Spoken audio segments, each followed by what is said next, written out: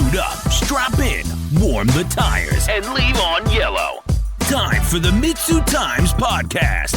Presented by MitsuTimes.org, the home of the fastest Mitsubishi cars. With your host, Josh. Hey, what's going on, guys? It's Josh from MitsuTimes. Today, my guests are the guys from NLAND DSM. Go ahead and introduce yourself. Hey, what up? My name is Oscar Talon. That's Frank Gonzalez, aka All-Wheel Drive Monster on Instagram. You want to say what you guys drive to? I have a 92 GSX. I also have a 90 Eagle Talon. I drive a 1990 Eclipse GSX. The big FP Super 99. Yep, Super 99 car that I inquired back in the day from a friend called Asan. Used to be a 67, 66 and a 35R back in the day. It's gone through its stages. But, yeah. So let's talk about the beginnings of NLAND DSM. What was it that, kind of got the club going? It started back in, I want to say, late 99 with my brother Ivan, GSX, who couldn't be here today. My uncle used to buy cars, flip them, and one day he picked up a 90 Eagle Talon.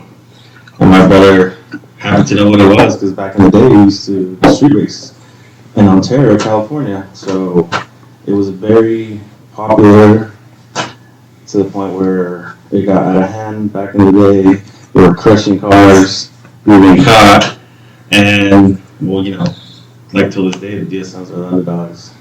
And if you knew, you knew. So my uncle had one. My brother got his hands on it, front wheel drive, but it was still doing its thing, putting in work. And it all started from there.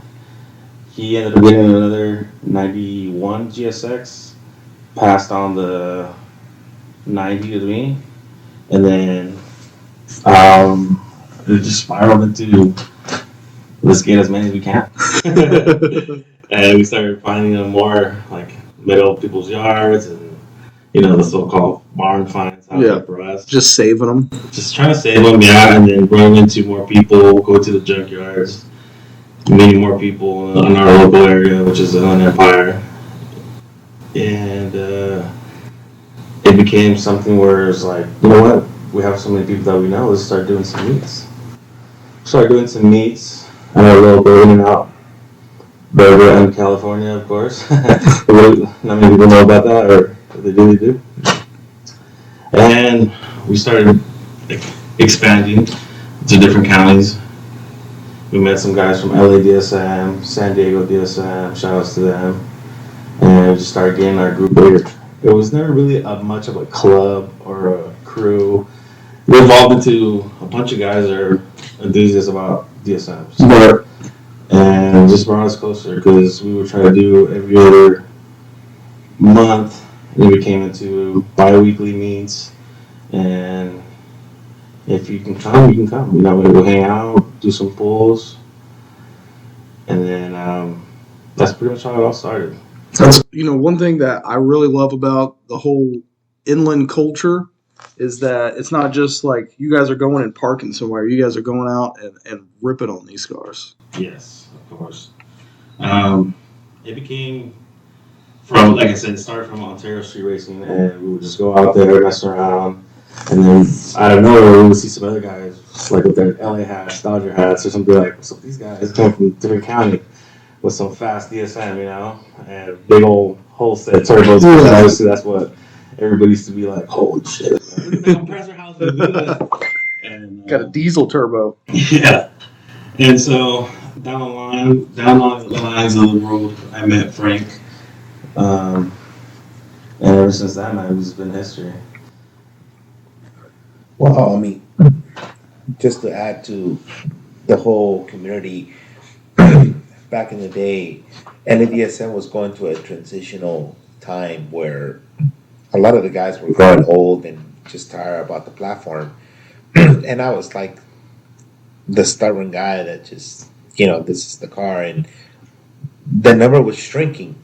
I grew up in San Diego, California, and when I started upbringing my car, my car was like a stock 14B car, and I was going to these NLAND DSM meets every Monday at 9 p.m. all the way to midnight every Monday, religiously. It's like going to church. This thing was, and I made some awesome relationships. I mean, some of the friends that I made from those meets, I still talk to today. I mean, they just don't have DSMs anymore. Right. And it became more of a, hey, like, more of a family member, or like, they grew old and the platform wasn't there anymore and they moved on. And that's when when I met Oscar, we met at a meet in Rancho Cucamonga at In-N-Out. And we would go there every Wednesday. And one time I was like, hey, we're going to have a party at my house. And I was always the guy, like, let's have a party, let's all get together, whatever. And I would just have a habit of just inviting everybody. And I used to live in the city of Fullerton, which is in Orange County, California, which is literally in the middle of LA and Inland Empire. And Oscar and his brother came by, and then the whole LADSN guys came. And that's when we made the mutual connection. Okay. The connection and the chemistry was so well that we're like, yeah, we're over here in the Inland Empire, and you're over here. It was never like who's better. Like it just became a very good connection. My wife is actually from the Inland Empire. The Inland Empire is a county away from Orange County and away from LA, a little bit east. And when we got the opportunity to move to Ontario, California, I was like, well, yeah, let's do it. We moved, and that's when, like, Oscar and Ivan, we started interacting a little bit more, going to meets, and that's when I started modifying the car, and just kind of like we're escalating things. And it wasn't a part where, like, we would go to meets and, like, oh, hey, let's meet at a meet. It was more like, let's go to Fontana. So our nearest track in Ontario was Fontana Speedway. And we would go to the track every Saturday or whenever they had a track day. And we would meet there. And we were always like, hey. And that's when I met one of my best friends, Dustin. And he would have, like, he was one of the first guys to run a auto swap, HX35. And we're all learning. We're talking about 10 years ago. I was still 16G car, like SAFC. SAFC. Like, I wasn't too, like, hardcore back then. But a lot of the knowledge that I know now is thanks to the guys and thanks to, what I've learned throughout the years. But a lot of these guys that, we met back in the day was literally from the track. A lot of my friends that I consider them family, I still talk to them today as family members. It's because of the track. If it wasn't for the platform, and if it wasn't for the interaction, because we have something in common, I wouldn't have the family that I have now. Oh, wow. That's how we consider each other more of a family, because he comes to my kids' parties, I go to his kids' parties. Ivan and Oscar, like, they're no longer colleagues in the sport, they're more like family in the sport. So it's a different level. We help each other out, and when I can show you pictures too, when we started hanging out, we started having meets at your house too, Oscar. There was a guy named David, and David was just like a scrawny little kid at the time, but he ended up evolving into a character that people might know him as Awesome. And he kind of like grew together with us, and he kind of grew himself up too, because he started doing things too. And again, this is all like a inner connecting network. Right? We all learn from each other, and we all talk to each other and everything. And I actually have a picture from like 12 years ago of us just hanging out outside Oscar's house, and here's David, here's Ivan, we're all hanging out. And it's crazy because at the end of the day, if it wasn't for that platform, we wouldn't have the community we have currently in California. Oh, really? Yeah, I've met people bumped into them in the junkyard, taking stuff off of DSM or two, and started becoming a habit running into that person. And hey, what do you got? Oh, I got a couple of Columbia 4s or Stereons and stuff like that. Yeah. And slowly we were just like, instead of doing like a Mitsubishi meet, DSM meet, we say let's call it like a all Mitsubishi meet, and we would just bring everybody out. Some people were doing just straight up drag racing in their Stereons, and just there's the people that do it for the show and stuff like that. And to be honest with you, it's just the vibe of everybody coming together and not trying to be like who's faster than the other. It just became a really good environment, and that's why we just say we're not really a crew, just a good small family. Exactly. Yeah. All right, so let's talk about the cars that are part of the NLAND DSM group. Well, I guess I can start with my car. 1990 GSX. It's auto swap. Liberty gears, Keighley billet drums. I mean, it's a fully built auto trans. Engine is fully aluminum rod engine built by Ted Speck up in San Jose, California. The head was built locally, and I mean, there's nothing really fancy about it. It's just kind of thrown all together. AM 508, Super 99, JMF B-band manifold, tuned by Sam at AEM. There's really nothing too complex about it. It's just all thrown together. Something works. My best time I got in that car is a 585. I'm hoping to get something a little bit better, but we shall see. Yeah. I got a lot of, as you know, there's been little issues with the intercooler popping or some wire coming loose. I mean, typical. It's not fun if it works. Typical little gremlins that happen here and there. But Oscar's always been a very crucial part of the car. He's always been there to help me out. I mean, when it was a 5-speed car, he's seen all the chapters of the car when it was a 35R, all the way to what it is now. It's almost like a team effort. Like, we all want to see each other succeed. I want to see him succeed too, and he wants to see me succeed too. So it's kind of like we both cheer each other on. To succeed. We don't really have a lot of heavy DSM presence in Southern California. We honestly don't.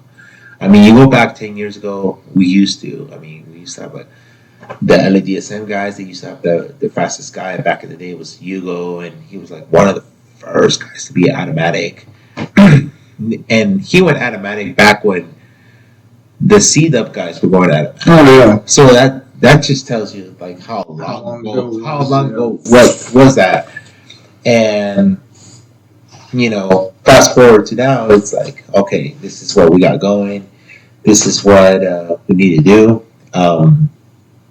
I struggle a lot, even with 5-speed. I mean, like I mentioned before, like I used to have a PPG dog box, everything full of built, and I would just keep breaking, and eventually I made a decision to go automatic, and it's just been a learning experience in the sense of progression. Right. And it was also progressing, and I was like, okay, this is working out. And I was telling Oscar, like, hey, this is working out pretty well, so let's keep going. And it was kind of like a venture, and it got to the point where, like, I said, okay, we're gonna start getting some more auto transmissions, and we're gonna start doing this. And I'm like, hey, Oscar, this auto is for you.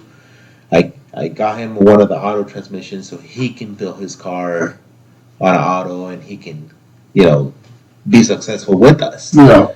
Because, I mean, in all honesty, in the whole state of California, I mean, we don't really have in Southern California. We don't really have a big presence. I mean, you have Ted Spec. In Northern California, you have Mr. Tran, also in Northern California, and nobody really in the South. So we're trying to kind of put a footprint or an imprint in Southern California as the guys that make things happen. Like I like to say, making chicken soup out of chicken shit.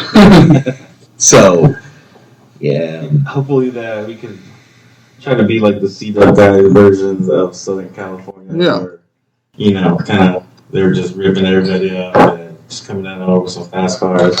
Shout out to them. And that's how I've slowly been wanting to change my setup for my drag car, which is a 90 Eagle Talon on a 35R.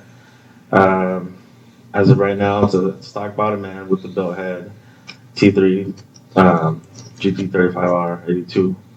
And I'm getting all the Kigley stuff together so I can build up the tranny and, you know, hold some power with a mix. And I also have a 92 Mitsubishi Eclipse GSX. It's more like a street setup, FP green, again, stock block,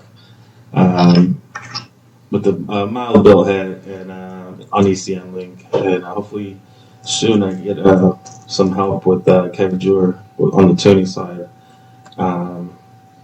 It's a more of a daily driven weekend type of car. Enjoy it. E85. And Still have fun. it's a fun little car. I think it'll make like 500. I'm hoping for, and be a little safer in the safe area of not breaking the drive chain as much. Yeah. Depending on how I drive it, just to enjoy it. I'm putting all my time and my pennies for my white drag car that hopefully is going to come out pretty soon, and hopefully we can make the shootout next year with my friend here, Frank. And just love what we do. Ivan's going to be here today, and he also has a very nice 90 Mitsubishi Eclipse. He's been cleaning it up. He's also got a FP green. Stock bottom end. We've been loving the stock bottom ends. You know, we're just hold together. Yeah, and we're not doing something that, you know, wow. If it's not broken, don't fix it. Yeah. You know, it's one of those deals where, like, if it's not broken, don't fix it kind of deal. But, I mean, Oscar's brother, Ivan, he has one of the really clean, put-together restoration projects that he's put together. I really admire his build because anybody can just take a car, hack it up, and make it go fast. Right. I mean, I'm not saying like, hey, anybody can be a 7-second car. But what I'm trying to say here is like, we're reaching a point in our platform where restoration is key. And he really took the emphasis and the focus and the determination to make that car into restoration.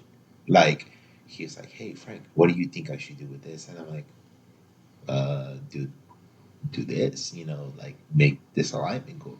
What are you trying to build? It was a thing that I was confused about because my head runs in like one direction, right? I'm like, oh, I'm a drag racer. I like to cut way, go fast, go straight, right? When he's like, I want to ride on the street, be reliable, fuel economy, and be fast. And I was like, I kind of admired the approach he took. Right. And when I looked at his car when it was done, I was just like, one day he came over to one of my parties at my house, and I looked at the car, and I'm like, God damn, like, I want a street car now. Like, I kind of miss it, you know, like I miss that stage. Because I don't care what anybody says.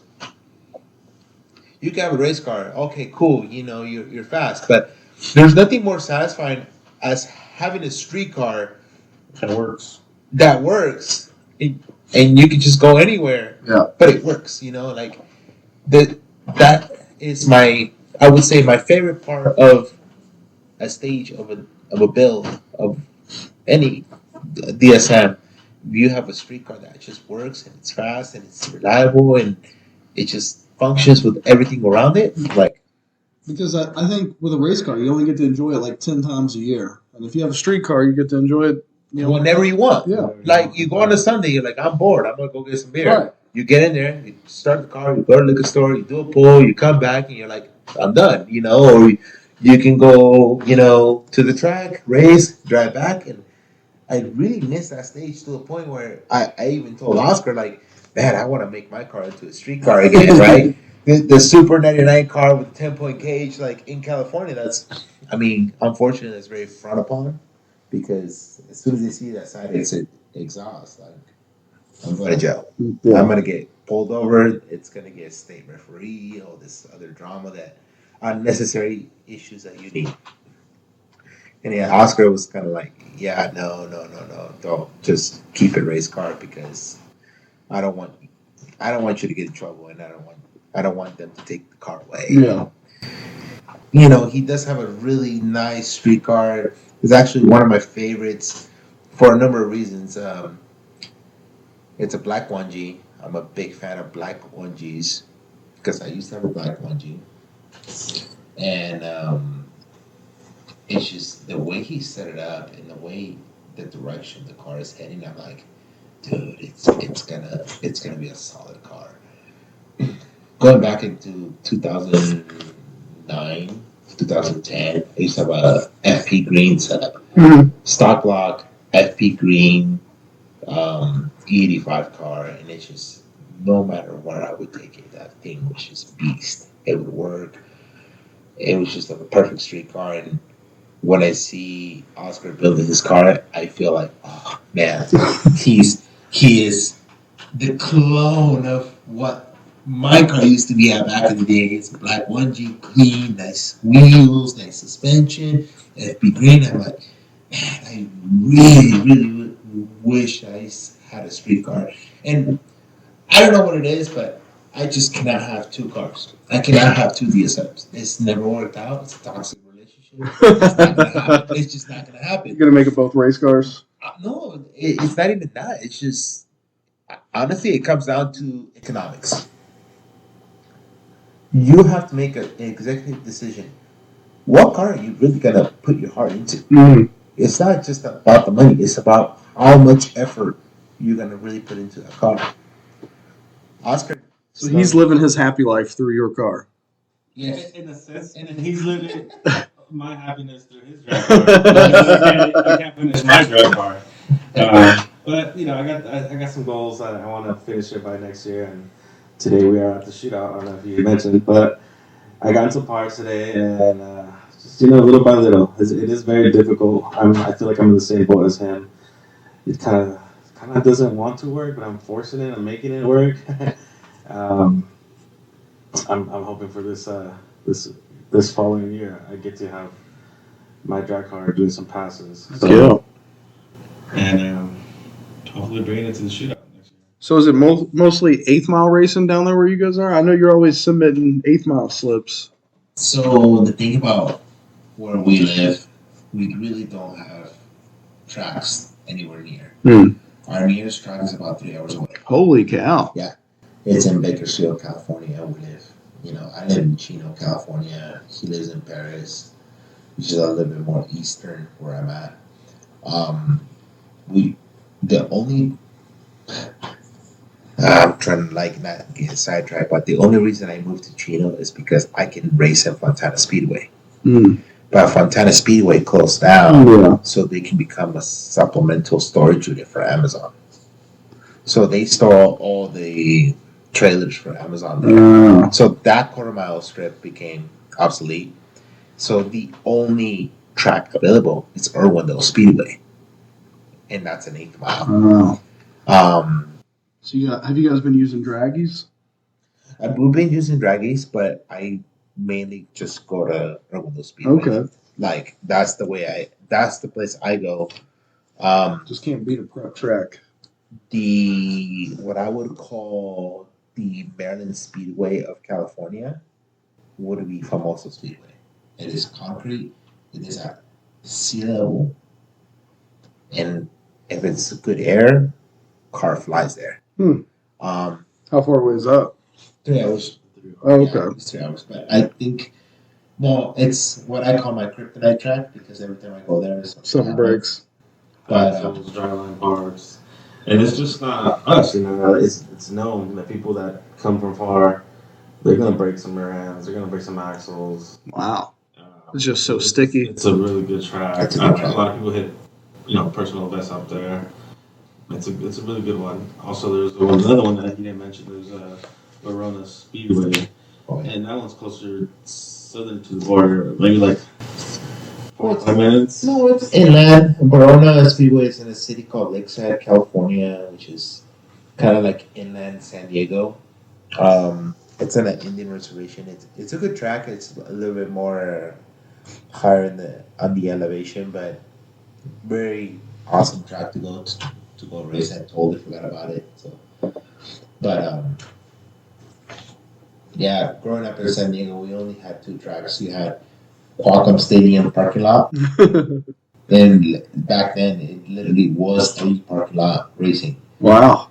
And they closed that down. Qualcomm went away, and then Verona's the only way in. Long story short, I moved to Chino and Anaheim, where I live now. But Verona's a really well prepped, really well set up track, in my opinion. Really hoping to do a personal best in that track pretty soon. But yeah, there's a lot of 8-mile track, and the type of racing I like doing is no prep racing. Okay. Yeah. And it's all 8th mile. Yeah. That's all the big guys run. I mean, it's easy on the parts and easier on the engine. Easier on the wallets. Yeah. Well, I want to talk about some of the other cars that you guys were talking about, because I know you said something about some 3S's. Yes, there's a bunch of other people that we've met out there over the years, and they have 3000 GTs, Stereons, the long guys came out. Like, it always seemed to be like before we started getting together, everybody was like in their own little, side of the groups. Yeah. And once we said, hey, we should all just hang out and go over our each other's builds, and a lot of people started coming out with really fast ones. 3000 TVR4s. There was like one guy out there. He started doing like probably the first one out there to do a 4G60 swap. Oh, no kidding! Yeah. He was just more like a street racer and stuff like that. There was also this Stereon with a big old HX40 and the build 6-volt. And he was, surprising people. He just pull up. He had the old school, like the 5-star, like the Camaro wheels. Yeah. Just something we wanted to put a fat tire back. And we just didn't make much of it. And just popped that head. It was just like, oh, wow. To see something like that, just out of nowhere. And he's like, hey, we heard you guys want to come check out the meet. And it's been pretty cool. We've kind of been not doing any gatherings or any meets ever since like COVID happened. Right. Just because it's been very difficult to gather people after that. And California sucks, man. Like, I love living in California. It's just that when it comes down to like cars and they get very picky, just in California. It's difficult because, and to add to that is we used to have meets and like cops will come and or the hell. Remember we had that meet at the parking structure and the helicopters came and we're like, well, we're not even doing anything bad. Yeah, this is before like the famous takeovers started happening over there. And honestly, those guys kind of just ruined it for everybody out there. Me, myself, on my black GSX, I have a cutout. I love it because I guess when we're getting older, just drive a car with 3-inch straight pipe. It gets old, especially for me. I do like a 90-mile round trip when I would drive my DSM, and smiles per gallon for me. Yeah. But after a while, it's like, oh man, there's a cop. You're like always in paranoid. Yeah. And I would just close up that cutout, stock exhaust, just creep right by him. Just none the wiser. Yeah. So something about the side exit when you're on the highway and the walls next to you. Just feels like it's coming right into the cabin. A freedom on pushing the button. You guys got like a huge, diverse, like, you don't see too many Starions out there anymore. Yeah. No. I mean, even not really. even at the shootout. We have one guy that loves them and has them, but doesn't really do much with them. I don't know what's his name. Do they do the 4G63 swaps or keep the stock They engine? keep the stock one. I forgot what engine code that one is. 4G, yeah, 4G54. Yes. Yeah. And those guys are even more rare, you know. Nowadays, you just see Evos are even kind of disappearing. They're out there. They have their own scene, you know. It's just when we all come together, it's like, oh, there's everybody else. Right. You know.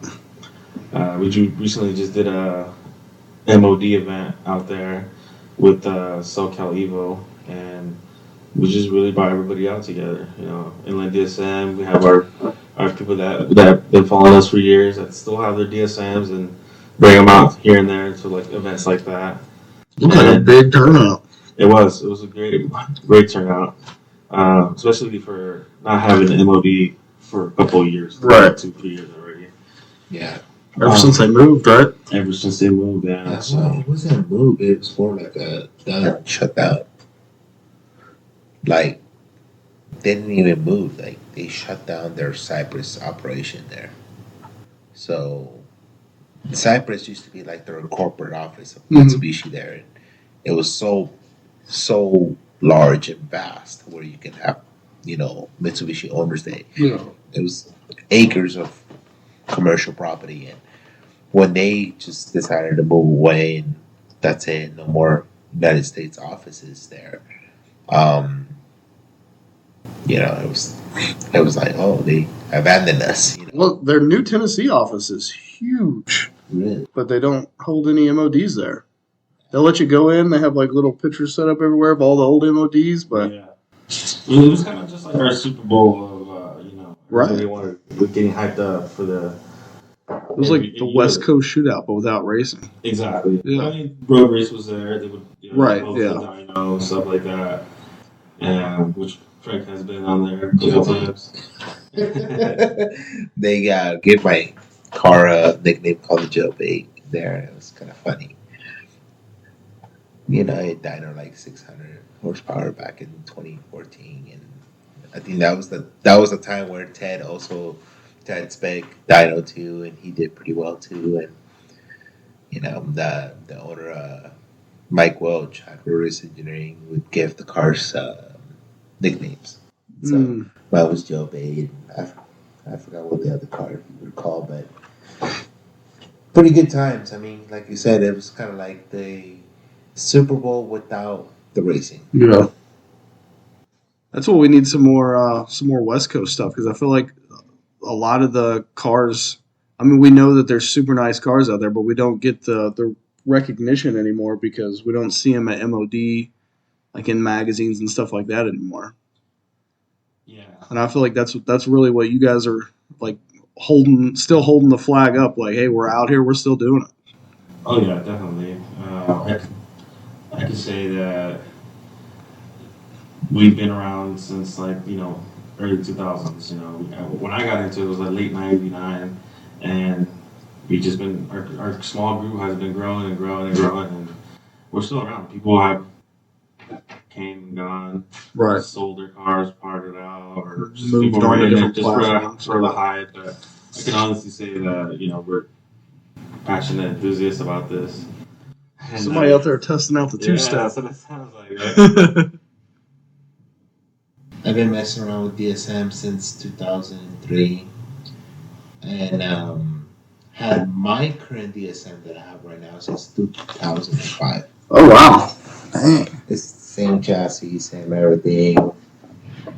Yeah. Jesus Christ, that's anti-lag to the max. Well, at least you know it works. Yeah. So what's the future look like? Just getting more members and going back to doing those in-person meetups? Honestly, my best goal, personally, is to influence anybody with a DSM to keep it going. It just hurts me to see people just give up on the platform. I'm very passionate about the vehicle. And the reason I take this to a personal level is Oscar can relate to. We used to have a car called Moco. Moco, in Spanish for the booger. Green car. So it used to be a green 1GB car. And I actually bought this car from an auction at a tow yard. It was going to go to the junker and get destroyed. Yeah. Get scrapped. And I ended up taking that car, saving that car, painting it, pristine condition, like a full OEM, just car restore. And at the time, I was like, well, I need more, I need more funds to finish the division for my original car, the current 1G I have, buy a build motor, buy more things for it. So I sold that car. But I only sold it with the belief that he was going to do something with it, Yeah. hoping that he would keep this platform going. And a few years passed and he parted out. Ended up being a junkyard. Really? Yeah. It really hurt. It shouldn't hurt me because I made the money that I made for the car. Yeah. But I want to see the car live on. I want the platform to keep living. Right. Not to die like that. Yeah. If I knew it was gonna die, it's not about the money. I would just keep the car going. And you remember I told you, I'm like, dude, like WTF, like why? Yeah.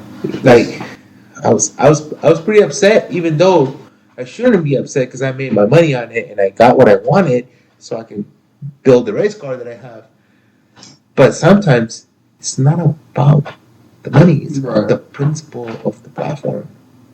And I really want to, even though that wasn't my main goal. Like Oscar has told me, like, hey man, you like motivate people, and I'm like, really? Like I'm like struggling left and right. What do you mean I'm motivating people? And he's like, yeah, dude, you motivate people. You I don't know what it is, but you're getting people to get going and carrying this on. And I'm like, oh, okay, cool. If I can make an impact on someone's life, then I will continue doing what I'm doing. Yeah. And that's honestly the future that I want. Because for us to bring more members, and it's just not realistic. You can't force somebody to like something that you don't like. But it is realistic to show people a vision and motivate people for that vision. Do you think there's people in y'all's area that are into DSMs or Evos and they don't know that the club exists? There has been a lot of similarities like that. And when they run into us, and it's just like, hey, they always tag along. Or like last year, we came to the shootout, and some of those guys came through. And when you can make it, you can make it. But I mean, there's still passionate, diehard guys that don't even have social media, that don't even know what we're talking on here exists, or didn't know about NLAND DSM. They just heard it through another friend. And it's very tough for those people to hear about us, but once they do, they're like, hey, save my number. We used to have this friend named, who was still around, his name's Alex DSM. He's originally from Canada, and he moved to Oxnard, California, and it's like about almost 2 hours from Oxnard to the Inland Empire. He's like, hey, when you guys have a meet, let me know, I'll be here. Oh, wow. And he'll make that drive. A 2-hour drive. Yeah. That's the Red 2G, right? Yes. Yeah. That's killer, man. That's some dedication. I think the whole group itself has inspired people that were, that like these type of cars, motivate them to be like, hey, I want to fix mine up, or I'll make it to the next event, next meet, or next track day, or next barbecue. Like I said, it's just we would just hang out and come together. I really just want to consider us the SoCal DSM guys, but we adopted the name Inland, representing Inland Empire DSM. Right. Because the whole reason that name became relevant is because we live in the Empire, right? And LA DSM was still around at the time. We were still doing Inland, right? But NLAND DSM right now is gone. There's nobody that we physically know out of the whole group of NLAND DSM that's still active with the DSM. I'm the only guy. Wow. Yeah, like from the original NLAND DSM group, I'm the only original NLAND DSM guy that still has a DSM still.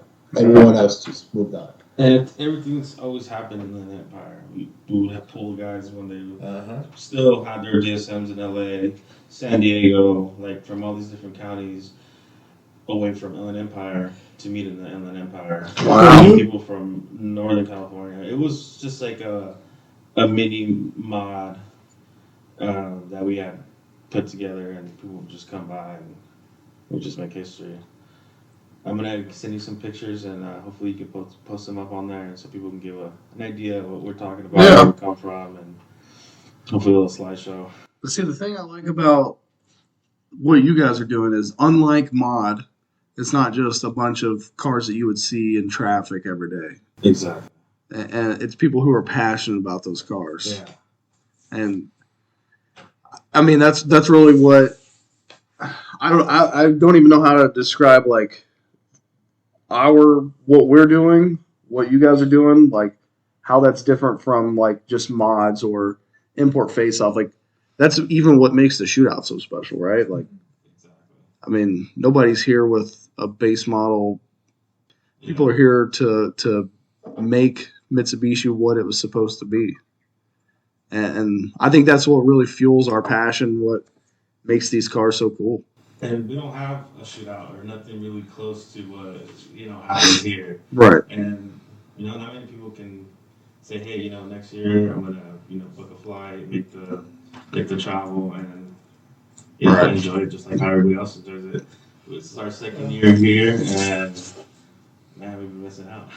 I mean, what would the drive be, like 26 hours probably? Probably, yeah. I think it was 24 nonstop, but we can't do that. Yeah. That's 3 days. Yeah. So we just love the shootout. Love everybody that comes, and We love the energy and the dynamics of the shootout. I mean, it's something that we never really experienced, and it was mind blowing, and it's a very humbling experience as well too, because the amount of people I've learned from. Not mentioning, Warren from the Anti-Light guys, Michael Gumby with the Columbia 4, Mike at EFI Specialties, Tony Marks, all those guys. Like, you start making connections, and you start understanding like I said, making chicken soup out of chicken shit. And how to do more with less. Yeah. And you don't get that kind of advice in California. It's a different culture. Like, over there, it's like, okay, cool. That's it. No, seriously, that's all it is. Or it's just the people that do have the same platforms that we do. It's just not the same like out here. It's more of a show type of car that people build their cars for show, or I don't know. There's like this new word called just for clout, just for being hype, and just for the likes and stuff. Right. And we just kind of love like what you do, what you bring to the table too for the platform, and that's what we're honored. We want to thank you for having us on here and making time for us. Yes, sir. Since we're at the shootout. But it's been a great day so far. And, thank you for the hospitality. Absolutely. I know we talked about it a little bit earlier when we were eating, but man, that 8th mile list that you guys started on the MitsuTimes, it is. I don't even want to say take it off, because that's not a fair enough statement. It's just exploded. You see people all across the country who don't have access to quarter-mile tracks, like, well, I'm going to go to the 8th mile track and get on this list. Yeah, it's been a great list that we started, and we could be a part of it. What more can we say? We want to say thank you for giving us the opportunity. Oh, you guys are the ones that did it. Yeah, to be here with you, it's I guess it's a good team effort. I'm just hoping to get a little bit up in the list. That's Still in the top 100. Yeah, there's always that little room to do better. Oh, yeah. I think in life you always gotta challenge yourself to make yourself a better person. So, I'm glad I was able to motivate other folks within the same platform to go faster than me. And those individuals that went faster than me motivate me to perfect my setup and my driving skill set to be better. Yeah. And I think it's always a thing, like Messi and CR7, Chris, the soccer players, like they kind of go hand in hand, like they want to be better soccer players, right? Right. Versus, football players. They have those guys that push each other to become better, right? Like, you could technically use Red Demon and Aaron Gregory. They both push each other to be the 6-second DSM. Right. You know what I mean? They don't allow each other to slack off. They don't. Yeah. I mean, I'm pretty sure we all need a motivator, a fuel to the fire. Yeah. As long as you have the fuel to the fire.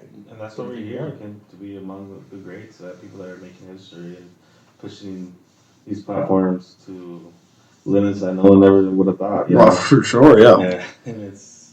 And you were talking about how it's a humbling experience to come here. For me, I thought I had a fast car until I came here for the first time. Right. Yeah, no, it's a great experience for those who haven't experienced the shootout. We highly recommend it. This is If you're feeling like you need some type of motivation, or you're feeling like you want to get out of the platform, and I'll tell you what, just make a trip to the shootout. And you just want to tap into some of the knowledge here. Oh yeah. Just don't go to World Cup finals. You feel like a little man. Dude, World Cup finals is like, dude, that's. I remember my first World Cup finals. I was out there for a business trip, and I'm like, "What the hell is World Cup finals?" And my wife's like, "You want to go?" I'm like, "It's on the screen over here in Maryland." I'm like, "Yeah, let's go." And I'm going, and I'm like, "Dude, there's like no parking. Where are we parking?" Oh, out in the forest, and just experiencing the energy. I was like,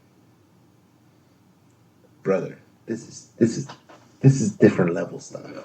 Yeah. World Cup finals is like, it's different. But when not to get off sidetracked, but like, this is more communal, more community based, where like World Cup finals is like, we're going to war, right? Like, we're going to take Mitsubishi to the top. Whereas here we're already we're all trying to grow together. Yeah. Where you go to World Cup finals and it's like, we're killing something. Yeah. Somehow, and you can feel that environment. Well, is there anything else that you guys want to talk about? Just a special thanks to everyone that has helped the cause. I mean, thank you to MitsuTimes in the cause. Absolutely.